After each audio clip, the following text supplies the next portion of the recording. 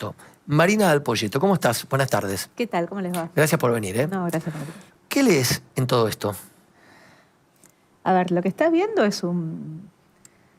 Si querés, tuviste un cimbronazo en la previa a las PASO, con la corrección cambiaria que tuviste en esos meses, que no se trasladó directamente a la inflación, pero después de la elección lo que tuviste fue un gobierno que retomó la agenda tarifaria que se había frenado en la previa, y eso te agregó algunas décimas de la inflación. Tuviste una corrección, si querés, de los precios de los bienes en una economía que se está abriendo y una economía donde el dólar vuelve a funcionar como ancla, pero tuviste un aumento de los precios de la energía. O sea, si vos mirás cuáles son los precios que fueron por arriba, fueron la energía, fueron las tarifas, y yo te diría que lo que está subiendo por encima de la inflación son los precios de los servicios, no solamente los regulados, sino los servicios no regulados. Si vos mirás el último dato que se publicó ahora, los precios de los servicios regulados subieron 2,3%, los precios de los servicios en general subieron 2,9%, y los precios de los bienes subieron 1,4%. O sea, los servicios están subiendo al doble que los bienes, en parte porque arrastran una inercia. En la medida que vos tenés algunos mecanismos de indexación, los servicios suben con la inflación pasada, los ajustan todos los meses. Claro. Y esa inercia es la que el gobierno no ha logrado romper. Claro. En un contexto donde, de nuevo, los productos textiles suben solo 0,4%. Entonces, la corrección de precios relativos se está dando, si querés, en el sentido correcto, Marina, pero te deja secuelas. Cuando vos ves la película completa, lo que está pasando en Argentina, ¿es lo que corresponde que pase? Si vos agarrás un manual de macroeconomía, decís, y bueno, es lógico, venís de 211% de inflación que dejó el gobierno anterior por año, y reacomodar esa situación conlleva X cantidad de tiempo. ¿Está pasando lo que corresponde? ¿O el gobierno no la está pegando? ¿O está yendo rápido? ¿Cuál es tu análisis al respecto? Yo creo que tuvo como distintos estadios el programa económico. Te diría que desde principio de año el Banco Central decidió empezar a comprar dólares y compró muchos dólares. La contracara de la compra de dólares fue una remonetización de la economía, o sea, emite pesos por la compra de dólares. Esos pesos están de alguna forma yendo a los depósitos, y lo que no hay del otro lado, de nuevo, como contracara del apretón monetario que tuviste, como contracara, digamos, del cambio de régimen macroeconómico, no hay demanda de crédito. Claro. No está el match entre la demanda y la oferta. O sea, los que quieren crédito, las entidades financieras no le quieren prestar, y a los que le quieren prestar no quieren crédito.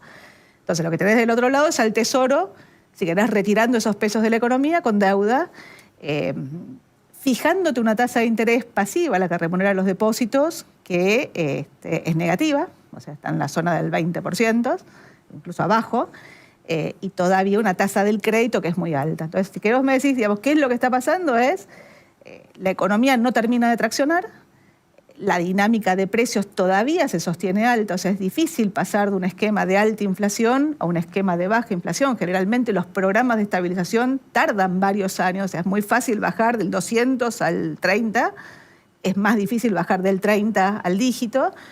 La pregunta es hasta dónde, este trade-off entre inflación y crecimiento, de alguna forma está condicionándolo, porque el gobierno necesita contener la inflación y necesita que la economía empiece a moverse. Entonces, esas dos cosas de alguna forma están entrando en fricción. Marina, algo respondiste, pero ¿cuáles son las principales variables que están ayudando a esta nueva desaceleración que todavía no es insuficiente, si se quiere, para el destino final? ¿Este tipo de cambio? Como vos dijiste, esa actividad, ¿son salarios?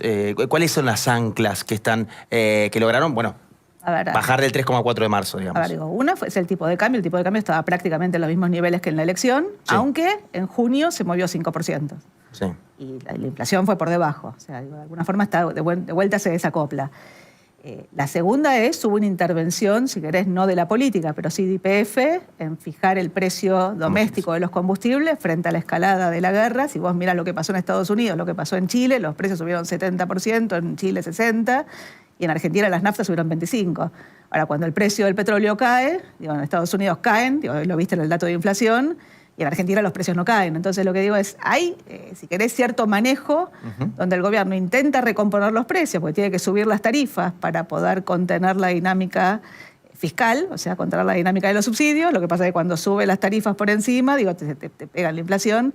Y si vos me decís qué es de nuevo, la inercia, o sea, de alguna forma vos lo que tenés es domesticado los precios de los bienes con la apertura y el anclaje cambiario, y tenés los servicios que de alguna forma están intentando, recuperar, si querés, lo perdido, pero si todos los meses los servicios suben con la inflación pasada, en un contexto de ancla cambiaria, bueno, digo, el cambio de los precios relativos opera, pero tenés un problema de costos del otro lado. Cuando decís servicios ahí, porque hay algo que nunca termino de entender, que si hay inflaciones más dañinas que otras. Porque vos decís servicios, si la cuota de la escuela, y tengo 2 hijos, me aumenta, es una gran parte del salario. Y si me aumenta además la obra social, es una gran parte del salario y me da lo mismo que indumentaria aumente poco, porque igual no me voy a comprar ni una remera. Eso es un poco lo que se quiso corregir con el índice que no se está publicando, ¿no? Son dos discusiones distintas. Uno es la estructura de consumo de cada uno de ustedes. Yo qué sé, yo ya tengo hijas grandes que no van al colegio, con lo cual a mí la cuota del colegio no me pega en mi estructura de consumo. Vos tenés hijos chicos. No, pero no hay nadie que tenga hijos en edad escolar en escuelas privadas que no esté ahogado por la cuota de la escuela. La cuota de la escuela, vos lo dijiste, la cuota de la escuela, la prepaga, las expensas, los alquileres, la telefonía, los servicios están subiendo sistemáticamente por encima de la inflación. Y los ingresos no están subiendo por encima de la inflación, están subiendo o empatando la inflación. El último mes subieron un poquito por encima, pero vienen empatando y viene casi como un electrocardiograma de un muerto, ¿viste? Está quieto. Eso es lo que estás viendo.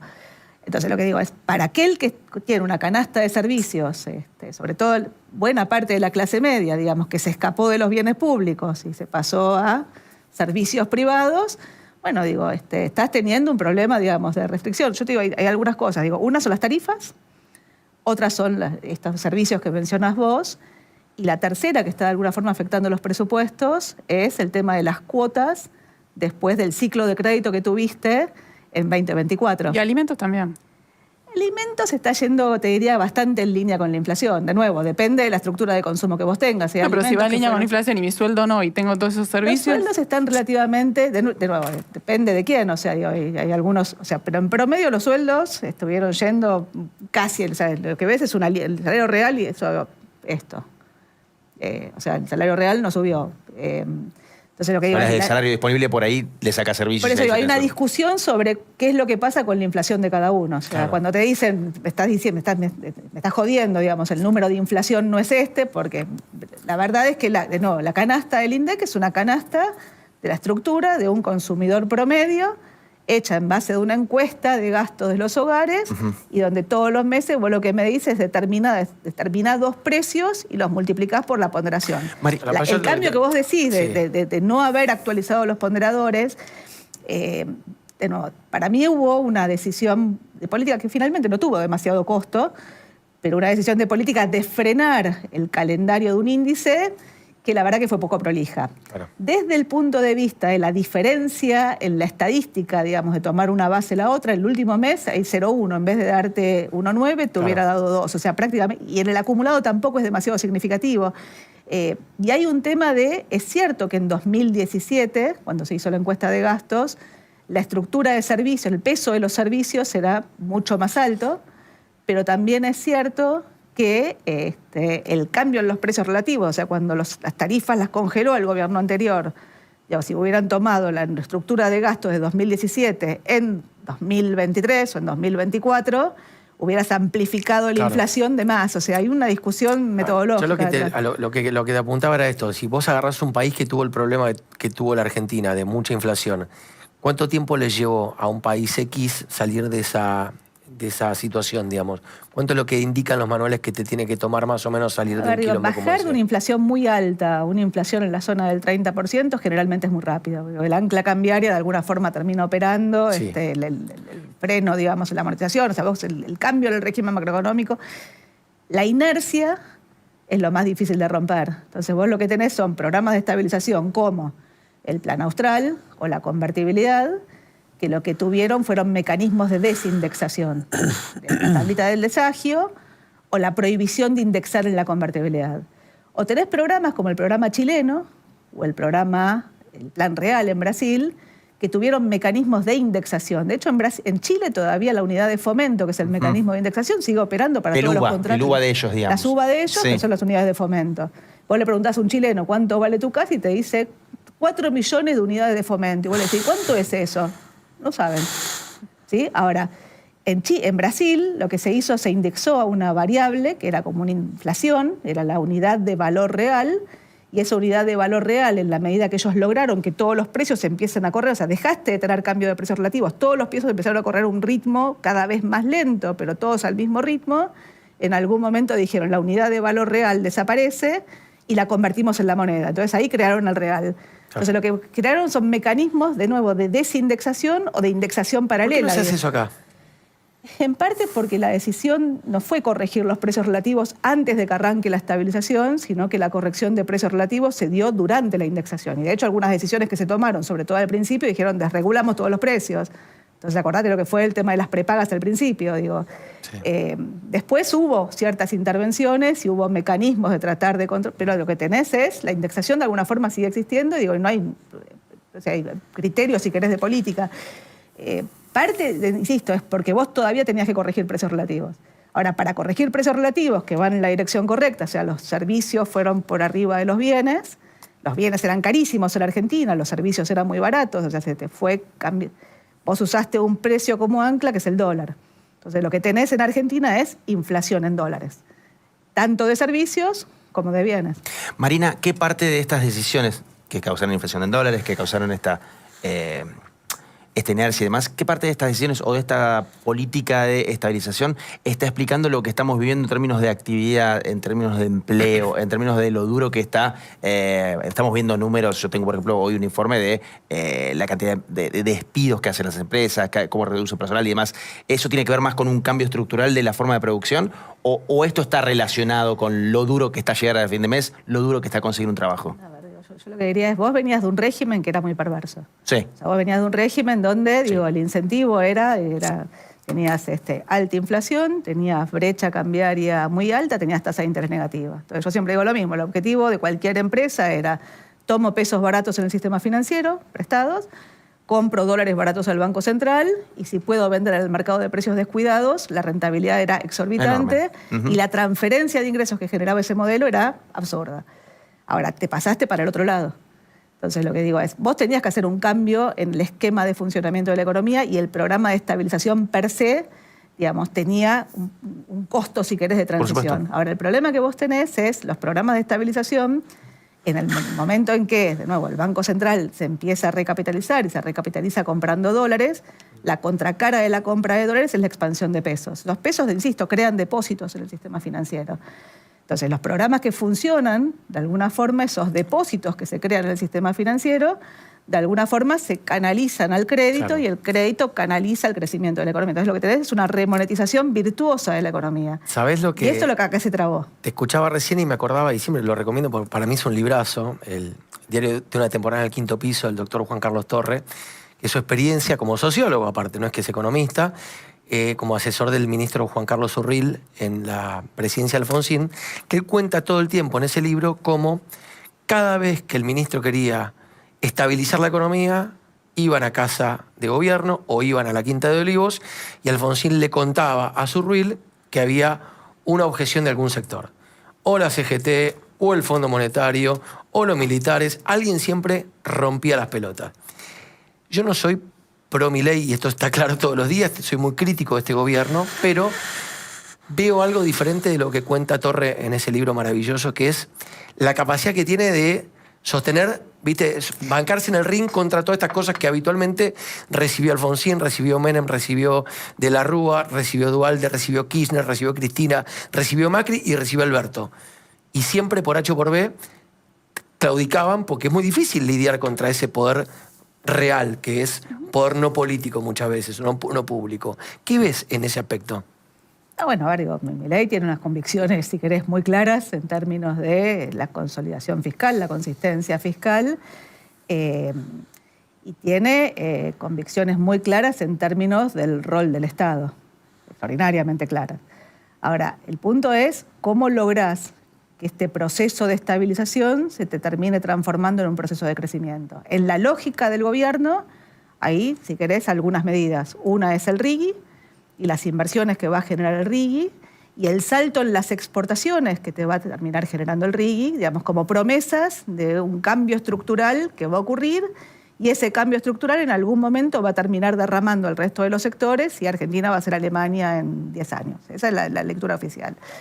¿Cuáles son las cosas que te están pasando de cortísimo plazo? Digo, Los números del RIGI son extraordinarios, los anuncios de inversión. Los proyectos aprobados son menos, los proyectos incluidos en el boletín oficial, o sea, los números de los proyectos aprobados anunciados son unos y los números incluidos en el boletín oficial son bastante menores.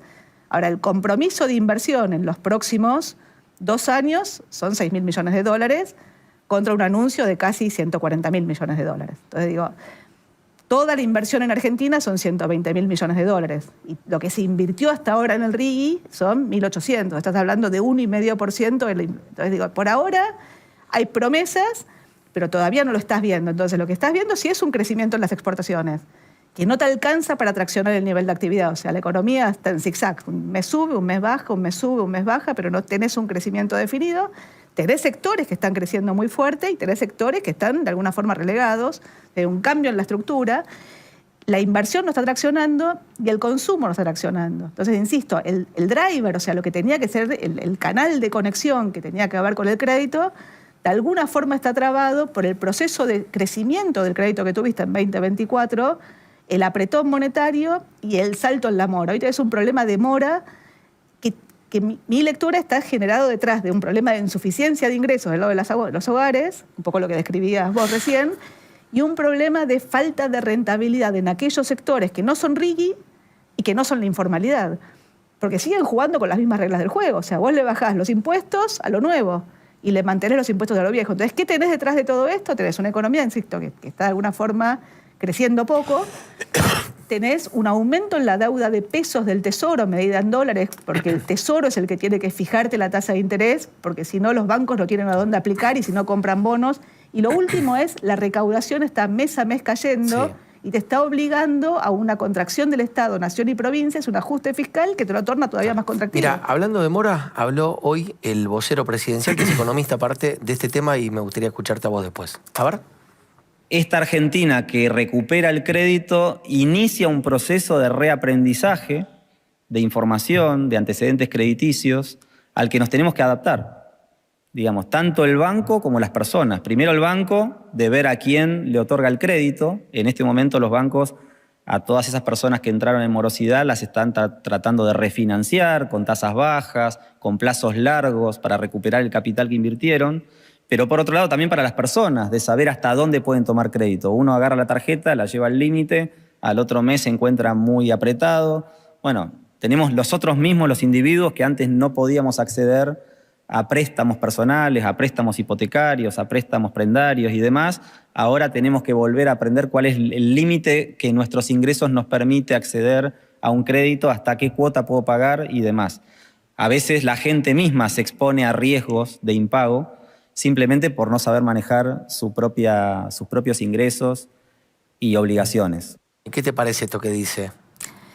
Yo creo que hay varias cosas. O sea, primero, digo, estás viendo un cambio estructural que se está dando no solamente en la Argentina, sino en los países en general, que tiene que ver con esto, con las billeteras virtuales. Tremendo. Y tiene que ver con el crédito, digo, no bancario. Crédito no bancario en Argentina pasó de ser el 15% del crédito para consumo en 2024 a ser el 25% del crédito para consumo. O sea, tiene y eso está entrando en sectores que o bien estaban fuera del mercado crediticio, muchos los jóvenes, que es donde está el grueso de la mora, o sea, que no tienen, digo, si querés cultura crediticia, y 38% es la mora en ese sector.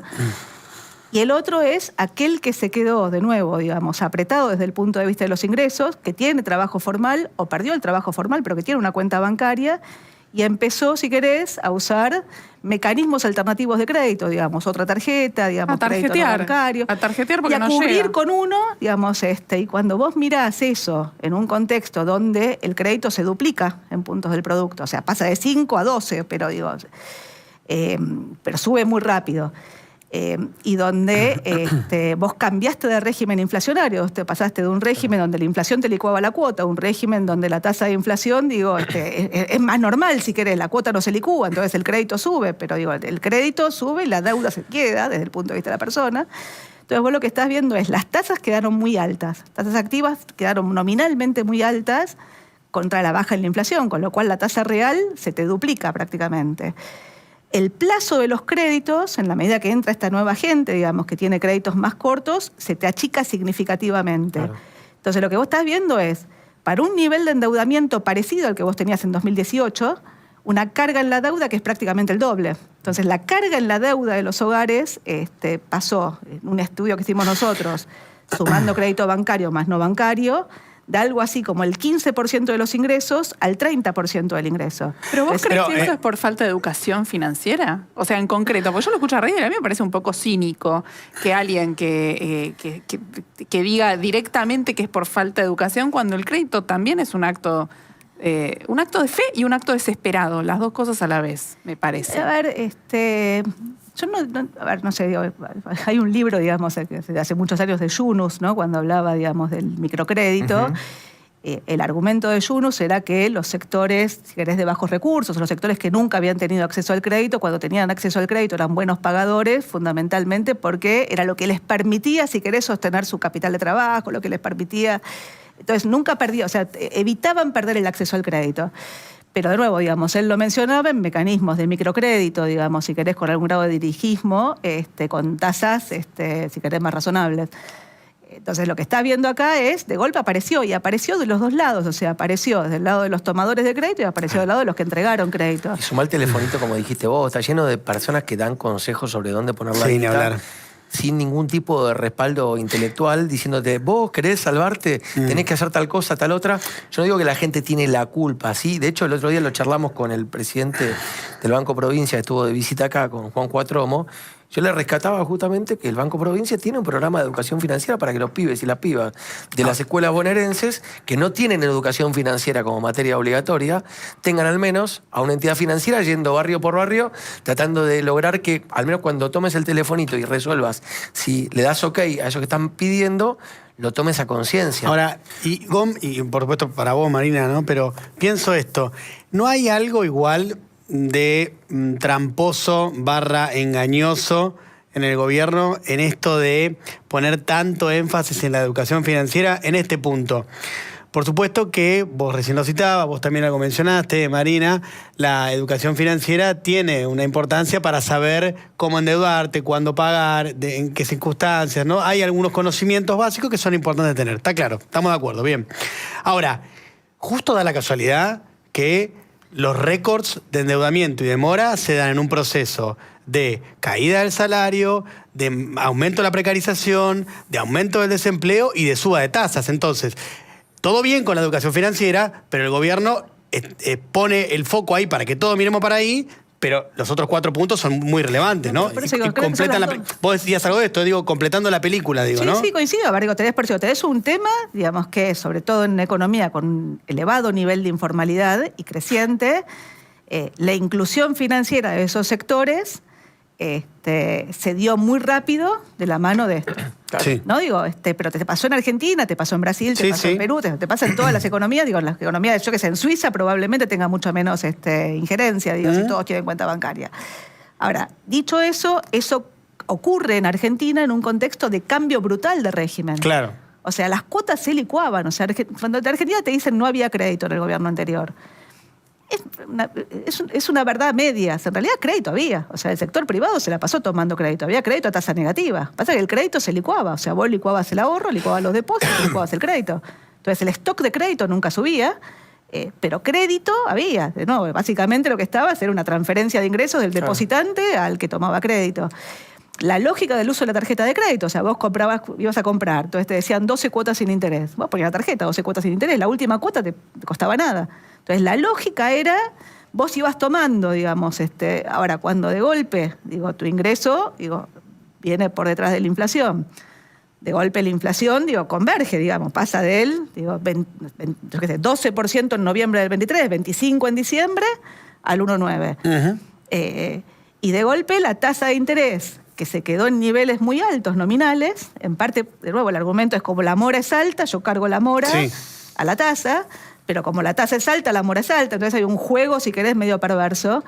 Entonces digo, te pasó el cambio de régimen, un cambio, digamos, régimen inflacionario, un cambio en el mercado laboral, o sea, hay gente que se está quedando sin empleo, o gente que los ingresos no le alcanzan, y entonces, bueno, está buscando mecanismos para...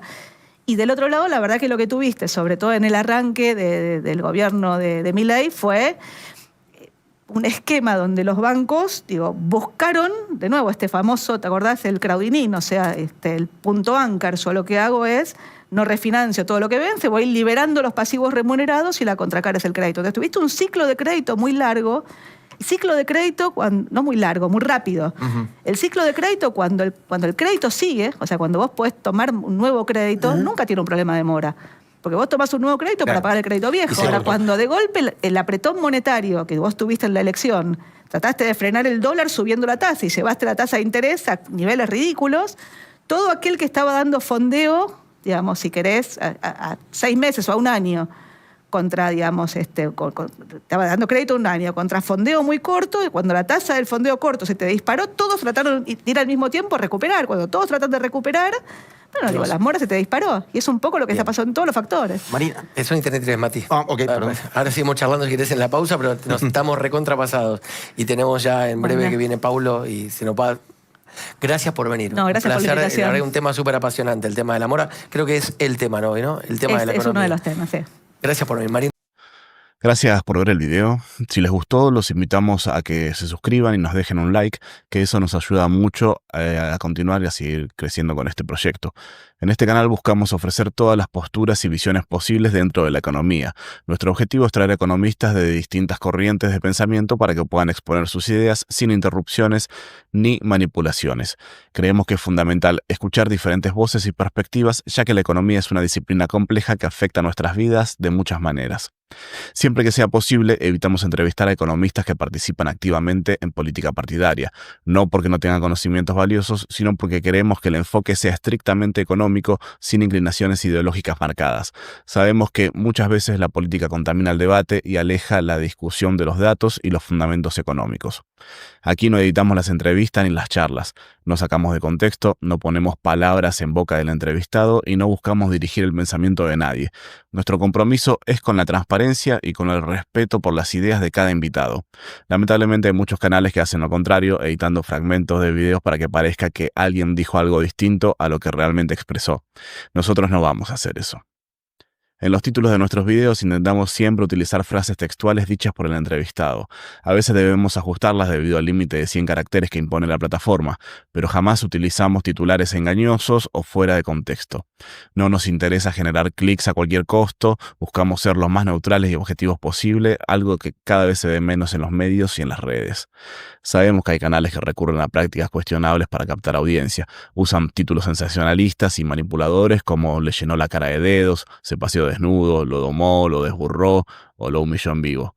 Este tipo de contenido genera muchas vistas porque apela a lo emocional y al morbo, pero nosotros preferimos un camino distinto. No queremos caer en la desinformación ni en la polarización extrema.